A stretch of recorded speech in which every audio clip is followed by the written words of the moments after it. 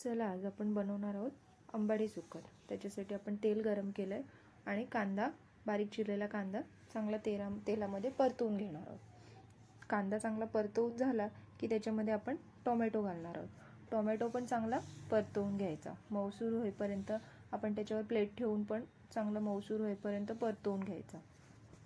आता बघा आपला टोमॅटो चांगला नरम झाला आहे, त्याला थोडं पाणी पण सुटलं आहे। त्याच्यामध्ये आता आपण मसाले सगळे घालून घ्यायचे, लाल तिखट, हळद आणि थोडासा गरम मसाला, हे सगळे मसाले घालून आता हे चांगलं परत एकदा परतवून घ्यायचे। त्याला सगळं तेल सुटेपर्यंत परतवायचे। त्याच्यामध्ये आता आपण आंबाडी सुक्कट घालणार आहोत। ही मी साफ करून चांगली पहिला त्याला भाजून पाण्यामध्ये चांगली धुवून घेतली होती आणि मग आता ही ह्याच्यात आपण घालून मिक्स करतोय। कोणी ह्याला आंबाडी सुक्कट पण म्हणतात, कोण सुकी करंदी पण म्हणतात। ते झालं। त्याच्यानंतर आता आपण ह्याच्यात बटाटे घालणार आहोत। बटाटे घातले की छान चव लागते ह्याची। बटाटे घालायचे आणि मीठ घातलंय, चवीनुसार मीठ घालून घ्यायचं आणि हे सगळं चांगलं परतवून घ्यायचं।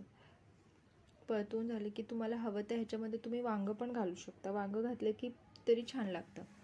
त्यानंतर आपण ते थोडं पाणी घालायचं, तुम्हाला हवं तेवढं तुम्ही जसं थपथपीत हवंय, सुक्कं हवंय त्याप्रमाणे तुम्ही पाणी घालायचं आणि कोकम घालणार आहोत आपण ह्याच्यात आणि नंतर ह्याला झाकण ठेवून चांगलं शिजू देणार आहोत।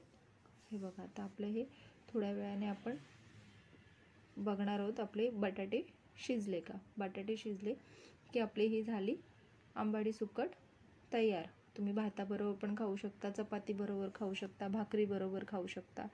नक्की करून